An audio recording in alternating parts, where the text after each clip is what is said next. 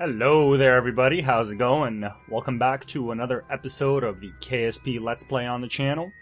And today, well, gonna be up here, at an orbit near Kerbin Space Dock.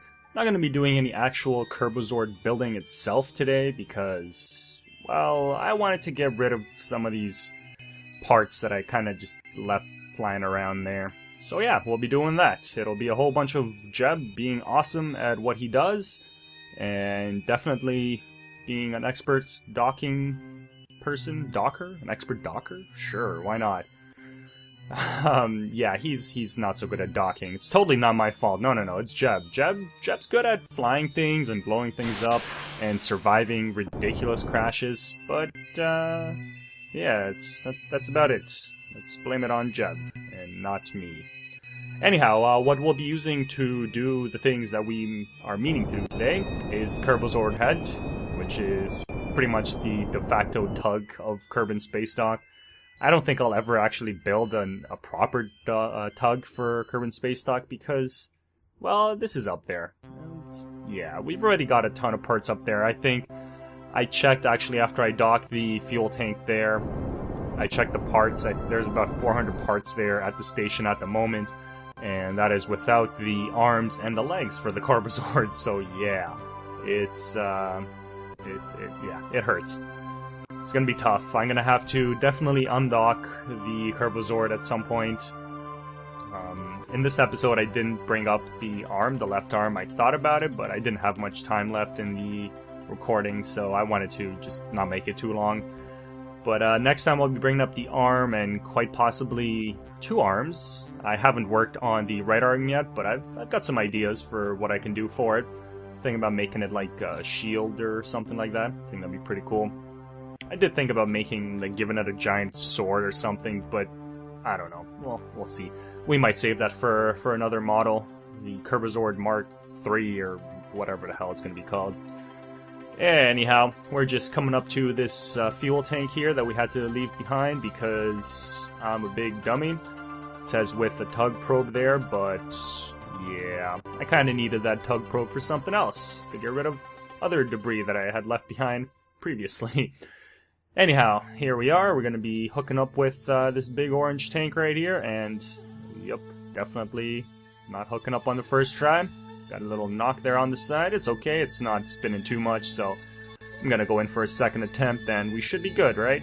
Just spin her around, orient the right way, and nope. Not quite. We kinda just bumped it again. Yeah. So I'm gonna do a little cheaty thing with the time warp there and stop the rotation on it. I know, the time warp thing is a little... it's, like I said, a little cheaty, but honestly, I just don't feel like trying to dock while that thing is rotating. It's already a pain in the butt to dock as it is. So, yeah, we will do that, and we'll just pretend that it didn't happen. Anyhow, there we go. We have a connection. We have our fuel. Let's go bring this baby back to the station and get confused about what point I'm controlling it from. Yeah, I don't know why I decided to control from the bottom there. It was useless because, as you'll see here, oh look, we're facing with the bottom now. Yeah, nope, gotta keep spinning. Keep on spinning, baby. Yeah, I've always had problem with the orientation, or rather the control from here thing. Sometimes I feel like the game is just trolling me and it gives me the wrong control from here. I mean, I'm sure it's not really trolling me and it's just a matter of me not selecting the proper control point, but, we'll just pretend it's the game. It's never my fault. Nothing is ever my fault. It's always the game's fault or Jebediah's fault. Yes, when in doubt, blame Jeb. Anyhow, we're just on our way back to the station there. Decided to use the engines on the side of the Kerbozord head. They are not the most fuel efficient at all. In fact, I kind of regret putting them on there, but you know what, it does the job, so we'll leave them on. I'm not going to revise the model at any point now because I'm more or less happy with what I've got. So anyhow, we'll be spinning around again, make sure we have the docking port facing the station because, well, kind of need to dock with a docking port. Anyhow, gonna be just floating in here, nice and smooth like. I don't know if you guys have noticed, but my docks, when I make rendezvous and stuff, I tend to not go super fast. I kind of get scared of crashing into things. Well, okay, here's what it is. Usually it's either I go in super fast and I try to stop on a dime, and more often than not actually succeed, surprisingly enough. But there are times when I don't. And when I don't go in at full speed, I'll go in super slow. More often than not, too slow. But you know what?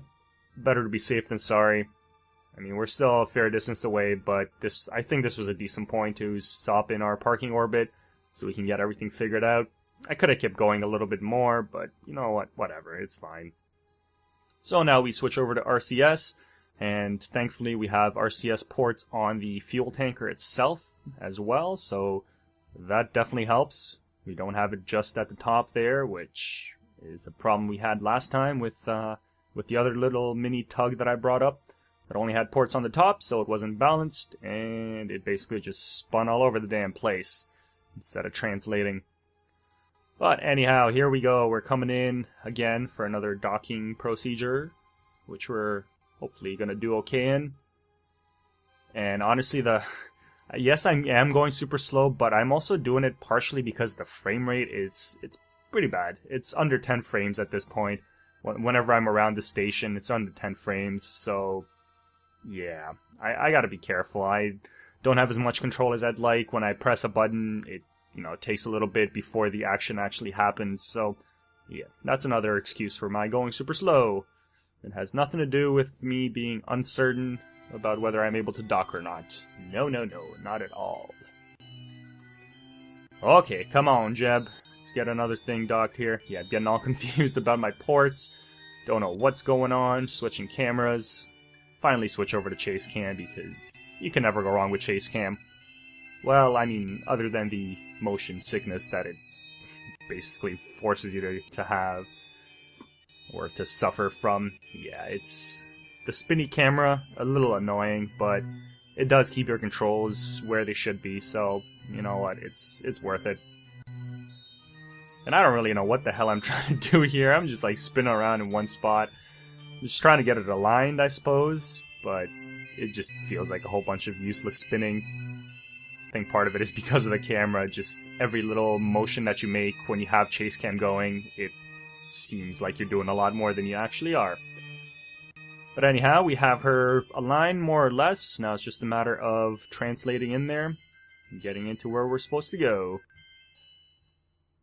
And I haven't really been using, or rather I haven't used at all, the proper inclination. The station should be inclined along north and south, which means these ports should be... Actually, I think the ports are fine, yeah. They should be aligned along the top there. But I haven't been using that. Like, I haven't been keeping track of that, of the inclination of anything. I'm just kind of going in for the dock. And it works, for the most part. I mean, as long as you come in at a decent angle, you're not coming in at a, like, 90-degree angle to the port you're trying to dock to or something like that, you should be good. If there's a little bit of inclination, it's fine. It generally fixes itself. Or if it doesn't, it's just a matter of stopping yourself and just rotating a little bit. But anyhow, coming in nice and smooth here. We should be good. And we should have the dock in just a second. After which, we will be transferring a whole buttload of fuel. Well, it's not a whole lot, actually. I decided not to refuel everything at once, because with the frame rate, it takes a long time to refuel anything. So I just refueled the Kerbozord head, and then basically headed back out, because there was a piece of debris that I needed to take care of. Anyhow, there we go. I think that's dock, maybe? Oh, no, it's almost... There we go. We got dock. Perfect. So now we have fuel at the station. Awesome. Let's get some of that transferred over here. I guess might as well top up that tank. And we'll fill up the RCS, and I'll just be right back with you guys when that's all done, because there's no point in, having you watch me refuel tanks. So yeah, see you soon. Alrighty, just getting that last tank filled up there, or little round tank, whatever the hell those are called. And here we go. Time to go pick up that piece of debris and get rid of it. Because that is what we do. We do not leave anything behind. Or try our best not to. Try not to forget any batteries next time, and we won't have to worry about this. Yes. Anyhow, here we go. We're heading out, and Jeb is being himself. Good old Jeb. Testing those solar panels. Yep, they're resilient. They don't break when you smash them into the side of a station. Alright, here we go, Jeb. Jeb, what are you doing, Jeb? Yeah, this little thing, even with the fine controls, it does not control super well. Or rather, it controls it very well. It's super, super sensitive. So you basically got to go with fine controls and the fine controls as well. Did I say fine controls twice? You got to go with SAS and fine controls to make sure that you can keep it under control. Lots of controlling happening. Alright, well, here we go. We just accelerated a little bit just to get ourselves out there. We don't need a whole lot. It's not super far away. It was only about, 20, 30 kilometers away. So that ain't terrible. We don't have to worry about setting up an actual encounter or anything. It's just a matter of speeding towards it and then slowing down. Not on that side. There we go. I was slowing down on the wrong side of the vector there, so I was actually burning away from it, which is kind of silly. But there we go. We should have everything aligned. You can see the prograde marker aligned with the little pink reticule. So we're good. Coming in. It's going to be our third dock for the day, I suppose. And this one should be pretty easy. Thankfully, there's not a million parts around, so we actually have good frames again. Hurrah! Still going to keep it in 2 times acceleration or whatever. It's editor time warp. It's not in-game time warp. But yeah, I'm gonna keep it sped up just because it's just docking. So there we go. We have arrived. It's just a matter of getting on the right side again. We should be good. Get that port selected. Awesome. All right. Well, once we get rid of this, we should be pretty good to continue construction of everything else in orbit. There is actually one more piece of debris that I found while I was looking around. I don't know how I left that around. It was just it was a launch stage for the Kerbozord head, so we'll be getting rid of that later on as well. But I didn't show that in the video because it was actually set up in a proper orbit.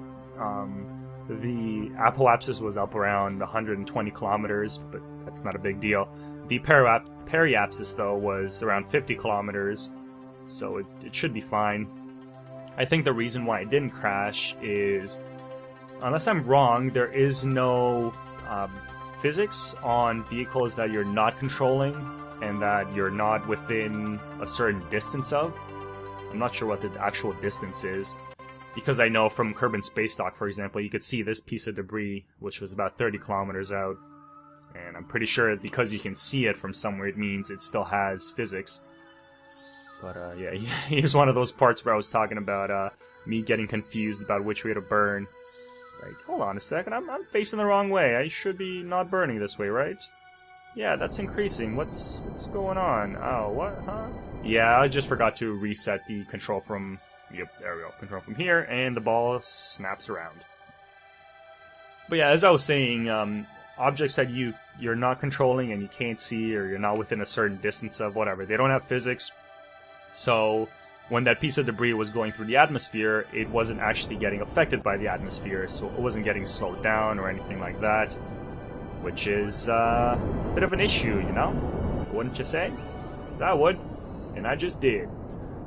But yeah, all we have to do for that is just basically focus on the vehicle as it's going through the atmosphere and make sure that it's in the atmosphere completely, and then we can just forget about it. Anyhow, here we go. We have detached from that piece of debris. It can go off and do its thing. It's, off to the side there. And back to the station we go. Yep, you can see it just heading down to the planet there, plummeting to the ground. And perfect. Here we go. Successful mission so far. Everything's looking good. We have that fuel tanker at the station. We have the one piece of debris gone. There's only the other piece of debris left, but we don't need to do anything about that. don't need to send a mission out to take care of it or anything. I'm very picky about debris. I don't know what it is. I don't like having those things around. And I find it kind of amusing, actually, with the way the map is set up currently. I don't know if I actually show it in the video at any point, but when you're in map view, you can hover at the very top of the screen, and the center top screen. There's a little thing that pops up, a filter for the ships and whatever things are around. Because you know how you can assign things to be rovers or ships or probes or whatever. And that thing is actually default set to not show you any debris, which I can see the reasoning behind it, but at the same time, I kind of want to see the debris because I don't want there to be debris other than, you know, like on the launch pad or around the launch pad and whatever. On the ground is fine, just not in space. On the very, very slim chance that something might crash into something else. Anyhow, here we go on the final approach to Kerbin Space Dock. Time to get the Kerbozord head back where it belongs. Trying in vain to select the damn docking port on the Kerbozord head, or the Kerbozord body, I guess, and failing miserably. But we're coming in, and we should be good.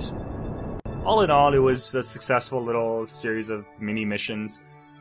It's given me a better idea of docking. I mean, that's not to say that docking is difficult, it's just...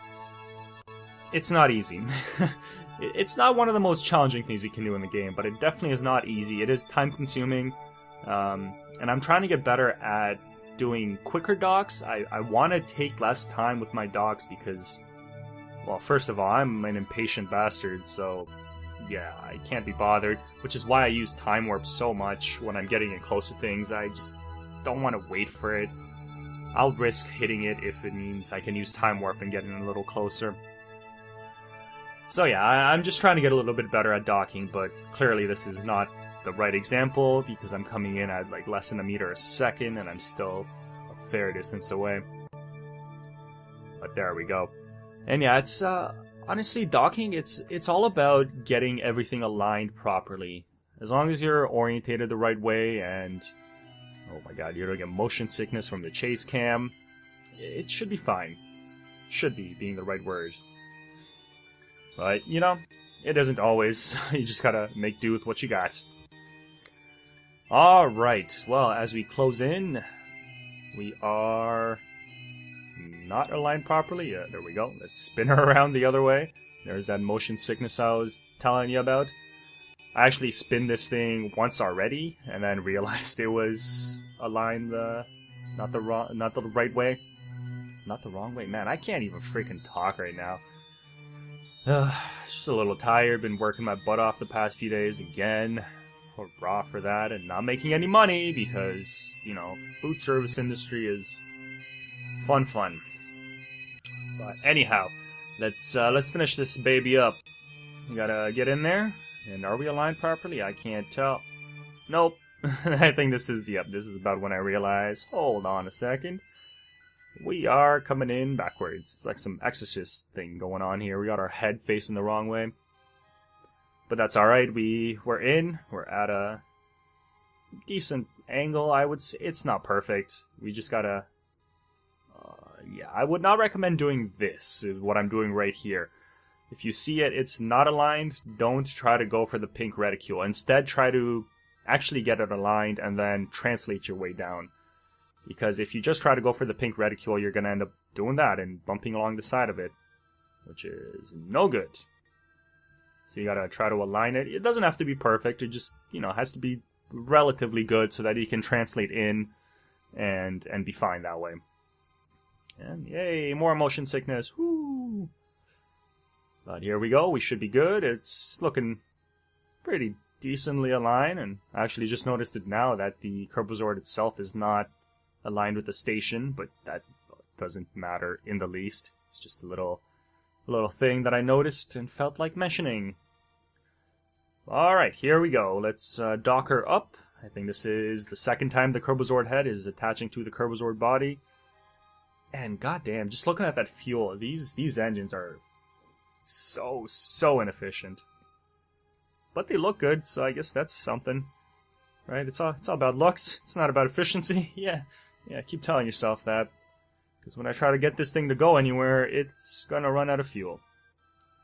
Anyhow, there we go, and it's actually angled right as well. I'm just trying to look at the solar panels and seeing if they're aligned with the girders underneath where those rockets are.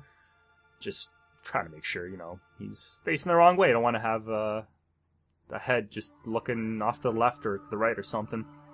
But yeah, there's that little filter thing I'm telling you about at the top there, the debris. And yep, switch over, thinking that this is the other thing, and it's not. I'm like, just like, what? Why is there a piece of thing here? Yeah, it's not it's not good, but it's fine. The periapsis there was within the atmosphere, so it's just a matter of focusing on it and letting physics do its thing.